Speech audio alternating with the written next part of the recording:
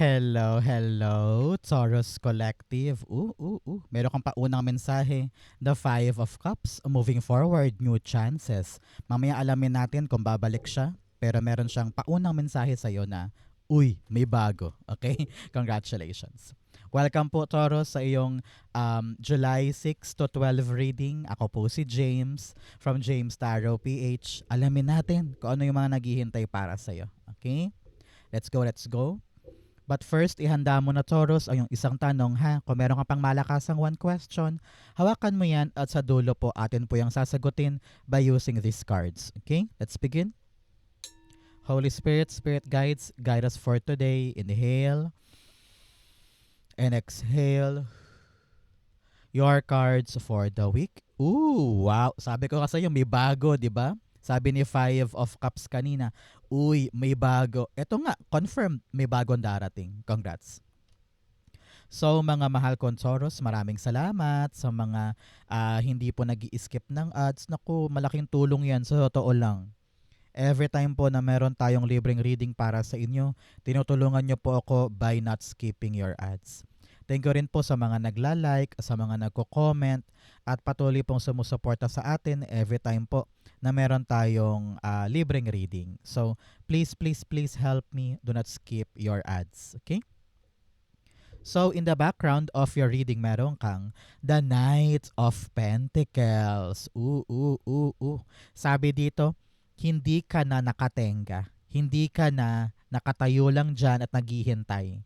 Kung ano yung plano mo, talaga namang igogora mo na this week. Plano mo nang mag-apply, plano mo nang magpasa, plano mo nang kausapin, plano mo nang ayusin, plano mo nang lakarin, no? Kung ano man tong gagawin mo ngayon, alam ko medyo matagal mo rin tong pinag-isipan, matagal mo rin tong pinagmuni-munihan, pero panahon na. Panahon na para tuparin at lumarga ka sa iyong mga plano. Pinapayuhan ka, huwag kang magra-rush. Okay, dahan-dahan ka lang, relax ka lang. This will be the start of a very, very busy time para sa'yo. Busy man, pero maganda. Dahil, bago to eh. Sinalo mo sa palad mo, talagang sayo mo, God, akin yan. God, kukunin ko yan. Hindi ko yan papalagpasin. Kung ano man tong ino-offer sa'yo ni God na bagong pagkakataon, bagong chance, bagong pintuan, talaga namang do not take this for granted. Okay? Sa'yo to inaabot, ibig sabihin, para sa'yo talaga yan. Nako, wag mo hayaang magtatampo sa universe sa mga pagkakataon na yan. Nakita ko dito, ito ang susi mo ha para sa bigger things. Example, pangarap mo talagang makapasok sa mga public school. Tapos ngayon wala pa din, 'di ba? Parang punuan pa din ang mga public school. Ewan ko ba, ang DepEd hindi nag-aasikaso ng mabuti. Kawawa ang ating mga magigiting na teachers na naghahangad ng magandang public school positions, 'di ba?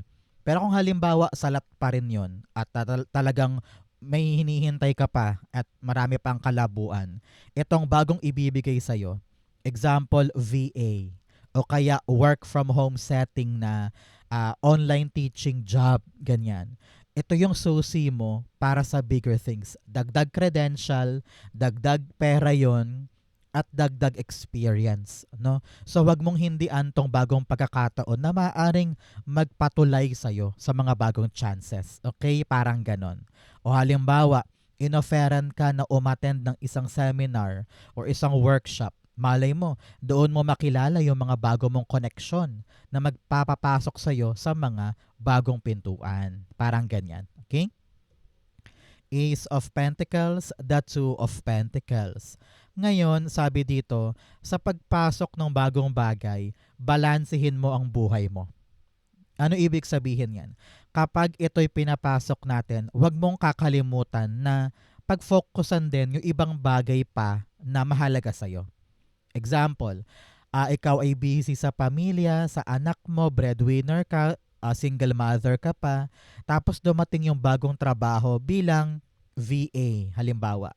So parang sabi mo, sige, grab ko yan, kunin ko yan, ipagkakasya ko yan sa buhay ko ngayon, aayusin ko yung schedule ko para makapag-VA ako sa madaling araw, tapos sa araw naman tutulog ako, sa hapon susunduin ko yung mga anak ko sa school. Sa gabi, tutulungan ko sila sa assignment, o kaya may sideline pa akong iba. Panahon to para ayusin. Ayusin ang buhay para magkasya to sa buhay mo. Okay? Ganyan yan kaimportante. So, mga Taurus, ano ba tong isang chance, isang opportunity, o isang bagong bagay na gustong-gusto mong pumasok sa buhay mo ngayon? Comment down below, i-manifest natin yan. It will happen to you. Okay? In the area of what you need to focus on, meron kang the Six of Pentacles. Meron kang 6 here. Huwag mong katakutan yung number na yan. Yan ay angel number of reflection. Tinatawag ka ng yung spirit guides na magbalik tanaw sa nakaraan. No?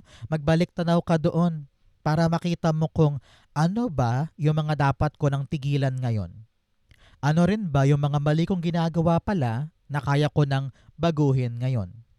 At ano yung mga bagay na dapat kong i-appreciate na parang wow, ang layo na narating ko.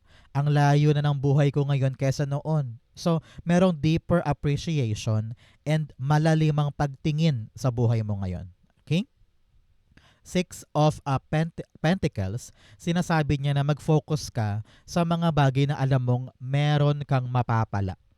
Example, ikaw ay super close kay pinsan, pero si pinsan lagi nangungutang, imbes na pambili mo na lang to ng pagkain sa araw, uutangin pa ni pinsan. Pero every single time na umuutang siya, hindi naman nagbabayad, ginagastos lang sa kung saan-saan. So panahon na to draw the line na parang, uy pinsan, sorry, ilang beses ka nang umuutang pero panahon na para baguhin natin yung ganyang dynamic dahil parang binibaby na kita, parang ganyan. Ganon din sa mga trabaho, halimbawa, this week na-realize mo, ay, bakit ba ako nag-overtime? Pagtingin ko naman sa payslip, hindi naman daw kasama. No? Sabi, for the love of the company daw, for the love of the job daw, na mag-overtime daw. Pero sabi mo, teka, may napapala ba ako sa pag-overtime? So panahon to para i-evaluate yung ina-exert mong effort. Meron ka bang nakukuha pabalik doon? Sa panahon na yan, para timbangin, para tignan, nang sa ganon makaluwag-luwag sa damdamin mo at makuha mo na talaga yung para sa'yo. Doon mo ilipat yung energy sa kapaki-pakinabang na alam mong meron kang mapapala. Six of Pentacles, the Tower card. Yes, things should change now. Panahon na para baguhin yan. Halimbawa, isa pa to, na breadwinner ka. And then, bigay ka ng bigay, nasanay ka na. Parang 6 years na puro bigay, lahat-lahat. And then, na-realize mo, ay, 3 na sa mga sinusuportahan ko nakagraduate. Kaya na nila yan. Hindi ko na sila dapat suportahan dahil kumikita na sila. So, nagbabago na yung binibigay mo. Nagbabago na yung focus mo. Nagbabago na yung nakasanayan. No? Pinuputol mo na yung maling equal give and take. At ngayon, binabawi mo na para nang sa ganon, mailaan mo yan sa karapat-dapat. Parang ganon. Halimbawa, sa work din, ikaw ay talaga namang napaka-attentive. Basta ibigay ni boss, gagawin mo agad. Pero na-realize mo, ay, hindi naman niya pinapahalagahan. Bakit ako super nag-e-effort kung yung mga katrabaho ko naman na ginagawa lang nila yung time nila nang walang rush, walang double effort, pero napapansin sila. So why not, I will just do what I can para sapat lang din naman yung nakukuha ko sa binibigay ko. Parang ganyan. Okay? So, mga Taurus, ano pong ginagawa nyo today? Habang nanonood tayo ng reading, ikaw ba naglalaba? Ikaw ba naglilinis ng bahay, nag-exercise? Or ready nang matulog? Comment down below.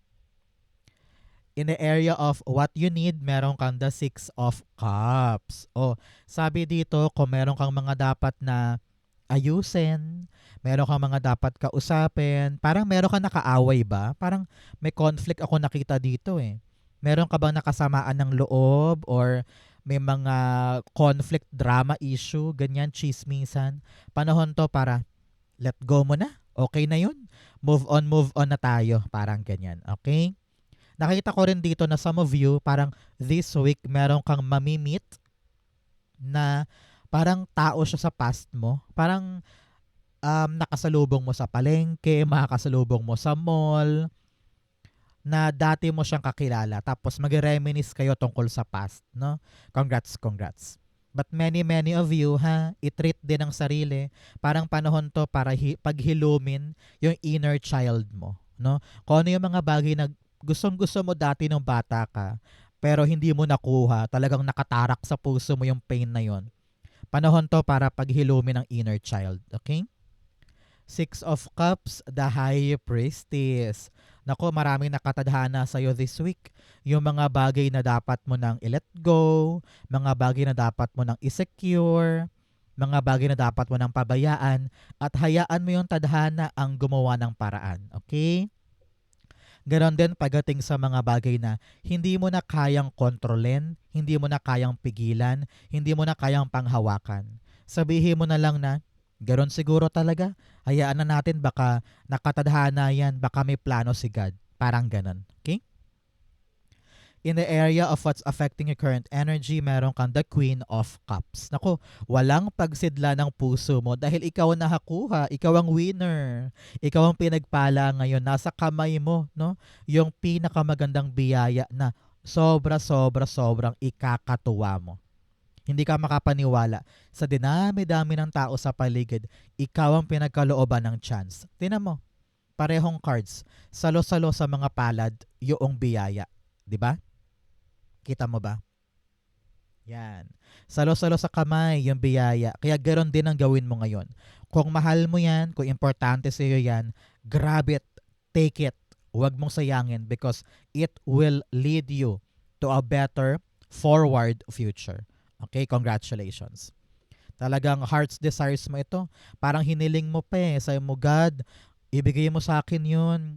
God, para sa akin yan. Please, gawan mo ng paraan. Babalansehin ko ang buhay ko para maasikaso ko yan. Aalagaan ko yan. Parang ganon. Queen of Cups, the Five of Pentacles. Meron kang 5-5 here telling you ng change, pagbabago. No? Panahon na para sa pagbabago ng buhay mo. Hindi ka bumitaw kahit nahirapan ka. Hindi ka sumuko kahit super struggling ka. And you feel so abandoned. Feeling mo walang tumutulong sa'yo. Feeling mo parang mag-isa ka lang dyan. Na kinakaya ang lahat. Yung mga taon nakadepende sa'yo pero ikaw wala kang masandalan. 'Di ba? So, yang tapang na yan, yang sigasig na yan, yang independence na yan, power yan eh. At nakayanan mong makalagpas sa mga mahihirap na parte ng buhay mo. You are strong beyond measure. You are wiser than what you think and what you believe. And marami ka nang naranasan sa buhay. Ito pa ba? No? Ito yung panahon na papatunayan mong kaya ko to. Kahit mahirap yan, kahit nakapagod yan, I will push this through. Dahil gusto mo nang makalaya sa hirap and struggles. Okay? In the area of your near future, meron kang the Five of Wands. In the near future, huwag kang papasindak.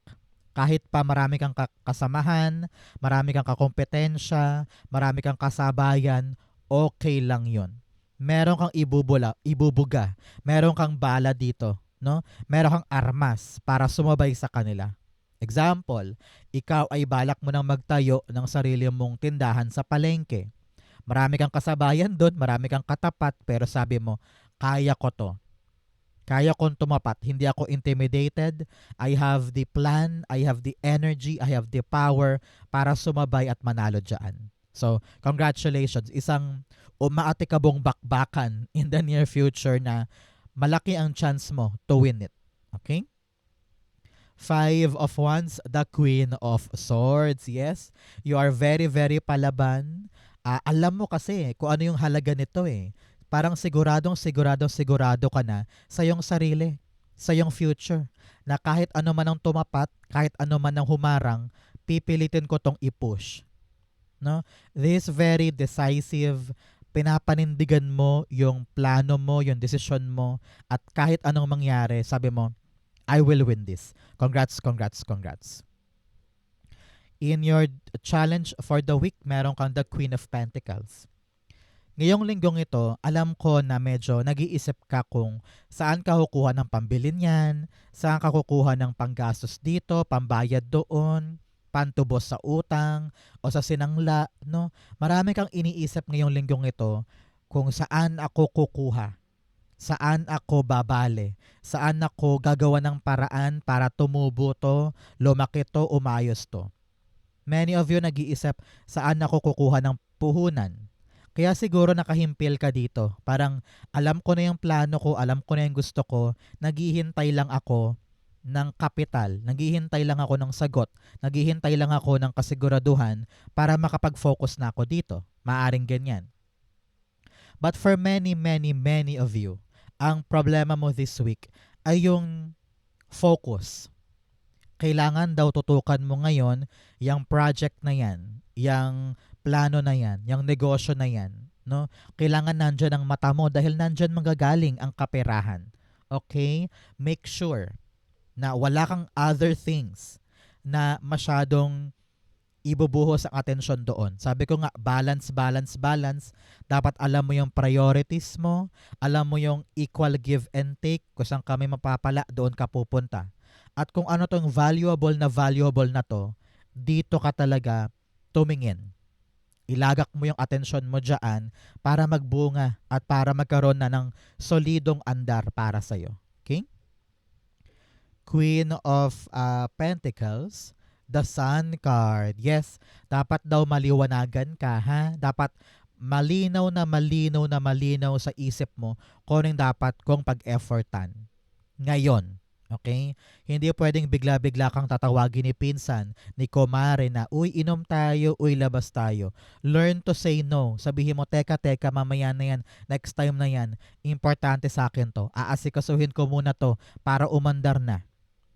Hindi pwede ang nega ngayon. Hindi pwede ang, ay nako baka hindi ko magawa. Ay nako baka mahirapan lang ako.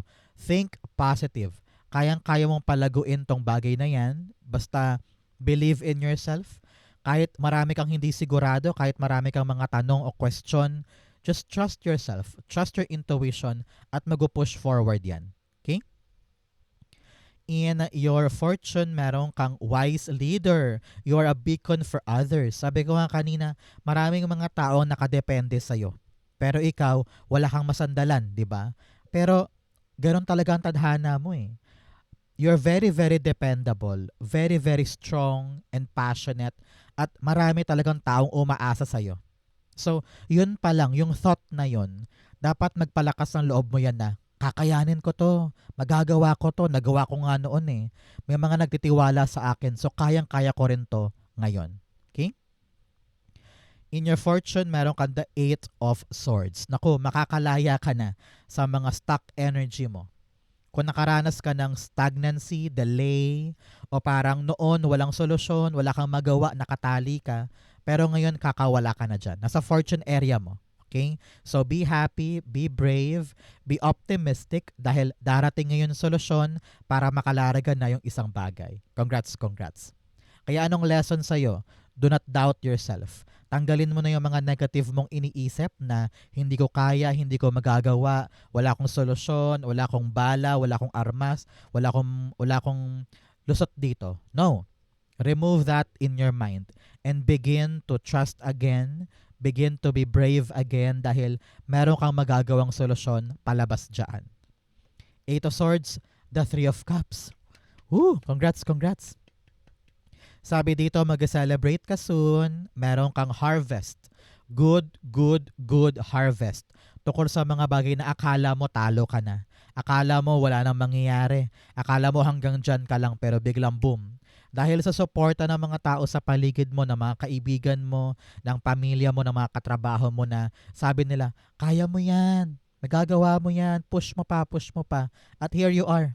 Lumakas ang loob mo dahil sa kanila at ma-harvest mo yung outcome dyan at magse-celebrate kayo.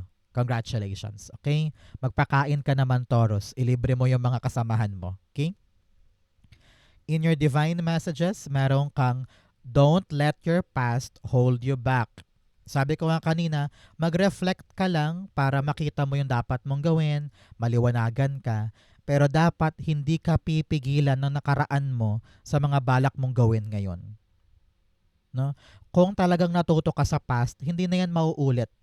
Pero kung marami ka pa ring mga hindi natutunan, naku, babalik at babalik yan na parang deja vu, na parang chapter or teleserye na replay ng replay, di ba? So make sure ikaw na tuldukan yung past, matuto sa lesson, pero wag mong hayaan na makasira yon sa kinakaharap mo ngayon or sa future mo. Okay? In your divine, meron kang the Four of Cups. Tulad ng sabi ko, panay ang tingin mo sa nakaraan. Panay ang balik na balik mo sa nakaraan na parang, akin yun eh. Anong nangyaring mali? Anong ginawa kong mali? Dapat balikan ko pa yun. Baka maitama ko pa. Baka mahabol ko pa. Baka makombinsi ko pa. Baka pwede ko pang hilutin. Baka pwede ko pang planchahin. No. Past na yun. No? Wala ka nang dapat balikan pa sa past. Ang kailangan mo lang sa kanila, yung lesson. Yung pagkadala. Yung kaliwanagan. Dahil merong darating sa iyo na bago. Sabi ko nga, may bagong opportunity. May bagong binibigay sa iyo na nakasalo sa palad, 'di ba? So kailangan mo tong pagtuunan ng pansin, yung bago. Okay? Nandoon ang kapalaran mo. So wag ka nang magdwell sa past, wag ka nang madismaya diyan, and be hopeful sa mga bagong bagay. Four of Cups, the Ten of Wands.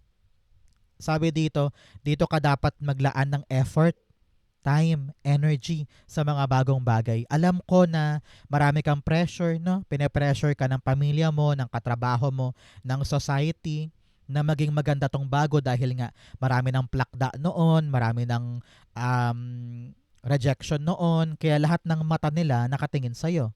Pero huwag kang papadala sa pressure. Gawin mo lang yung makakaya mo. Put your hard work para sa bagong bagay na ito. Nang sa ganun, magbago na yung kwento ng buhay mo. Okay? Outcome mo yan, bigyan mo na kita ng fortune cards. You have younger woman. Meron daw po nakababatang babae sa buhay mo, maaaring pamangkin, anak, apo, or katrabaho. May concern daw sa kanya, kausapin mo. You also have bull. Do not back down from opposition. Show strength and fortitude. Sabi dito, wag na wag kang papasindak. Laban, laban, laban. Kayang-kaya mo yan. You also have apple, temptation will test you. Sabi ko nga, huwag ka malilingat, huwag ka madidistract, kailangan nakafocus ka lang sa mga importante.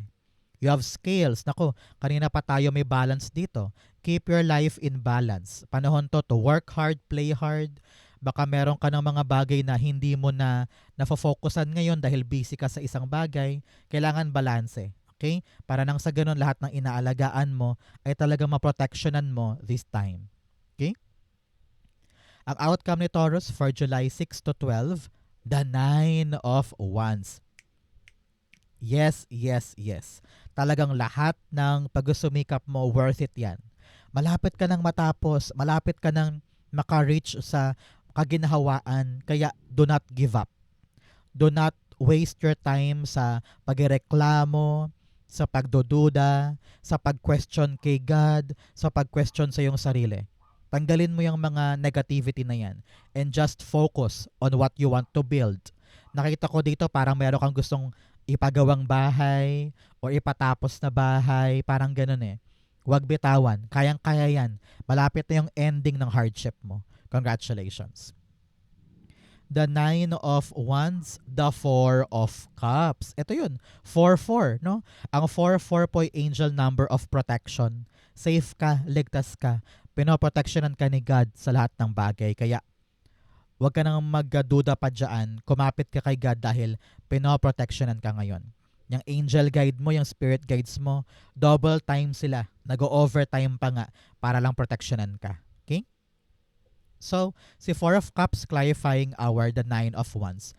Darating din yung hinihintay. Darating din yung para sa'yo talaga dahil hindi ka na-give up. Para kang yung pila ka ng pila sa iba't ibang trabaho, pero sabi mo, akin to eh. Itutuloy ko to eh. Hahanapin ko yung swak sa akin. So, dahil kumayod ka, talagang binigay mo ang lahat hanggang ngayon, ayan, dadapo na yung talagang nagbubukas para sa'yo. Congratulations. Okay? So, Taurus, tara na sa iyong isang tanong, isang sagot. Pumikit ka na dyan. Isipin mo tong one question mo. Inhale.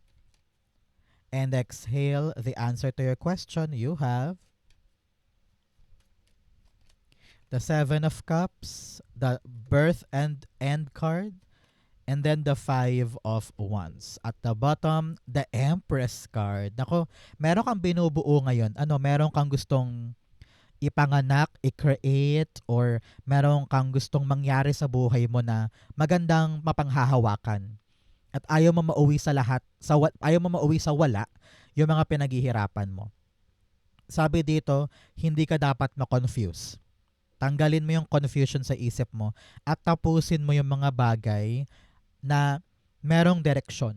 Kasi parang dito halo-halo gulong-gulo may rumble Kaya hindi mo mahanap yung dulo, hindi mo mahanap yung finish line.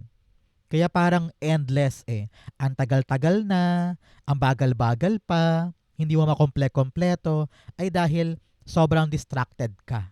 Sobrang parang natingin ka pa rin sa ibang bagay na parang, ay, plan B ko to, ay, plan C ko to, ay, baka pwede to. No?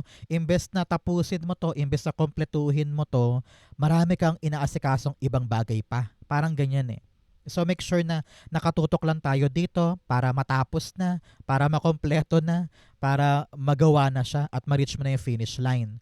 At manalo ka dito. Alam ko na marami kang kakompetensya, kalaban, kaagaw, or talagang intimidated ka sa mga nangyayari sa paligid. Kino-compare mo rin sarili mo, kaya nangyayari, imbes na mag-focus ka dito, inaangkla mo sa nangyayari sa ibang tao yung progress mo. So, wag ka nang mag-compare. Just do what you can, focus ka lang sa isang bagay, baguhin yung dapat baguhin, mag-adjust ka kung kailangan mag-adjust, mag-transform ka, magmamaloktot ka, maging flexible ka, para maganap na to, mabuo na, at manalo ka sa bagay na yan. At makasabay ka, at masabi mong, hindi ako uurong sa laban, ipapanalo ko to. Okay? Kayang-kaya yan. If you're waiting for a yes or no, the answer is yes. Okay? Okay to, maganda to, mabubuo to. Kailangan lang dito ay matuto kang tawag dito yung kaguluhan sa isip, kaguluhan sa ginagawa, maging cohesive para matumbok mo yung end at magwagi ka sa dulo. Malapit na kitang-kita ko na yung bagong-bagong simula. May ipapanganak na rin yan, magbubunga na rin yan. Okay? Congratulations. Sa Taurus, ito po yung isang tanong, isang sagot. Ganon din po ang inyong July 6 to 12. Sa po kayo nakaresonate, comment below, babasahin ko po yan. Thank you, Holy Spirit, Spirit Guides, for the clarity for today. Thank you for watching hanggang dulo, mga mahal kong Taurus. I love you. This has been James for James Tarot PH. God bless everybody.